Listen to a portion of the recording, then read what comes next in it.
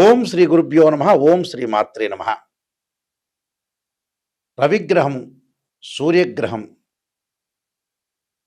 ఆదిత్యుడు, ఆరోగ్య ప్రదాత. సూర్యభగవానుడు సంవత్సర కాలం తర్వాత మళ్ళీ ఉచ్చస్థానంలోకి వస్తున్నాడు. ఏప్రిల్ 14వ తారీఖున మేష సంక్రమణం జరగబోతుంది. ప్రధానంగా రవికి ప్రధానంగా ఉండే సంక్రమణాలు ఏవంటే చాలా సంక్రమణాలు ఉంటాయి. రవి ఏ రాశిలో సంచారం చేస్తే దాన్ని సంక్రమణం అంటారు.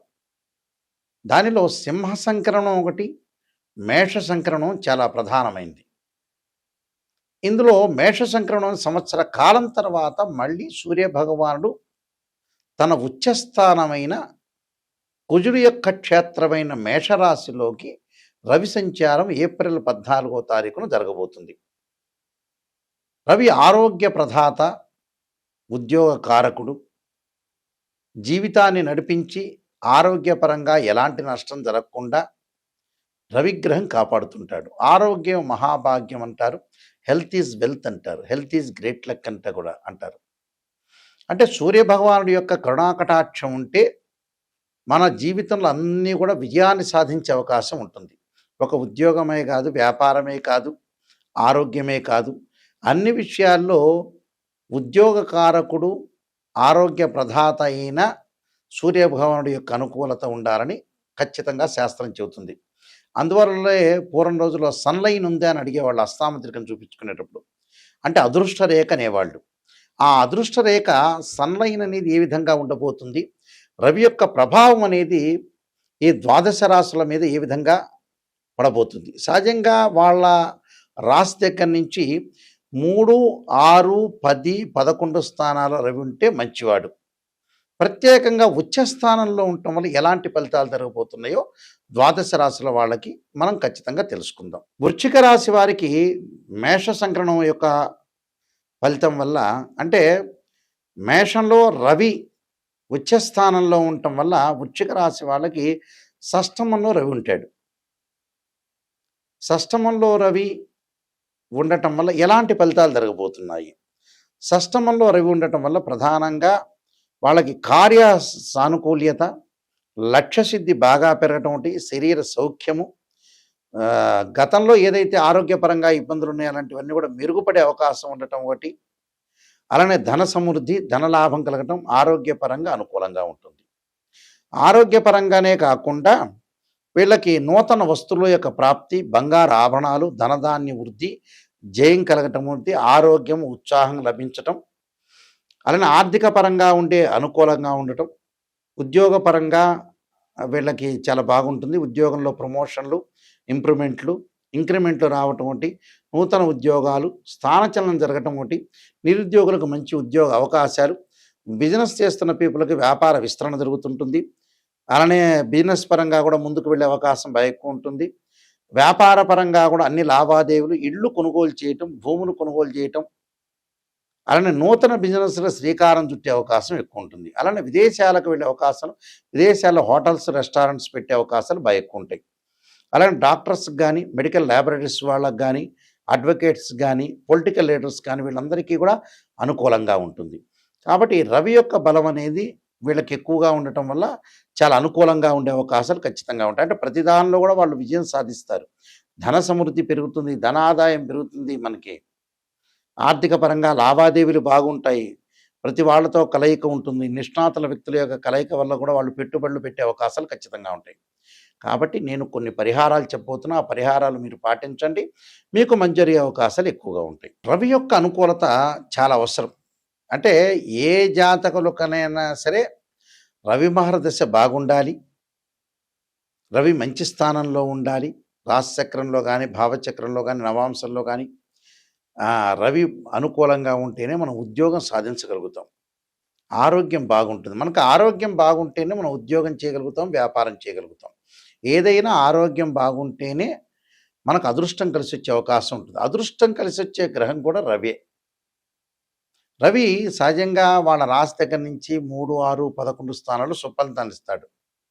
అంటే వాళ్ళ రాశి దగ్గర నుంచి రవి ఎక్కడున్నాడో చూసుకోవాలి. ప్రధానంగా ఇప్పుడు సంవత్సర కాలం తర్వాత రవి ఉచ్చ స్థానంలో ఉన్నాడు. మరి రవి వల్ల చాలా ప్రయోజనాలు పొందాలంటే ఏంటంటే రవి యొక్క అనుగ్రహం అనేది మనకుండాలి. రవి చెడు స్థానంలో ఉంటే ఖచ్చితంగా ఆదిత్య హృదయాన్ని పారణం చేయాలి. సూర్య భగవానుడి యొక్క ఆరాధన చేయాలి. ఆదిత్యాయుధే సహస్రకిరణాయ ధీమహి తన్నో సూర్య ప్రచోదయాత్ అనే మంత్రాన్ని చదువుకోవాలి. వీలైతే శ్లోకం ఉంటుంది. జపాకుసుమ సంకాసం కాశ్యపేయం మహాదుతిం తమోరిం సర్వపాపగ్నం ప్రణతోస్మి దివాకరం అనే మంత్రాన్ని చదువుకోవాలి. అలానే ఆరాధన చేయాలి. అగ్నిని ఆరాధన చేయాలి. అగ్నిదేవుణ్ణి ఆరాధన చేయటం కూడా చాలా మంచిది. అండ్ రుద్రుణ్ణి కూడా ఆరాధన చేయమంటారు. అంటే సూర్యగ్రహానికి ఏమిటంటే అధిదేవతలు ప్రత్యదేవతలు ఉన్నారు. ఒకళ్ళు అగ్ని, ఒకళ్ళు రుద్రుడు.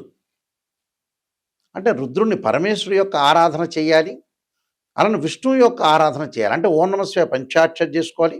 ఓం నమో నారాయణ అనే మంత్రాన్ని కూడా మనం పఠించడం వల్ల కూడా మంచి జరుగుతుంది. కాబట్టి ఖచ్చితంగా సూర్యుడి యొక్క ఆరాధన చేసుకోవాలి. సూర్యుడి యొక్క ఆరాధన చేయటం వల్ల కూడా మనకి అన్నీ కూడా చెడు ఫలితాలన్నీ కూడా తొలగిపోయి సుఫలితాలు వచ్చే అవకాశం ఖచ్చితంగా ఉంటుంది. అంటే ఇవన్నీ కూడా నేర్చుకొని మీరు ముందుకు వెళ్ళాలి. అంటే చదువుకోవాలి. ఏదైతే మాకు రవిగ్రహం బాగలేదో జాతకరీత్యా, కానీ ఇవన్నీ కూడా గోచారీత్యా చెప్పబడే ఫలితాలు.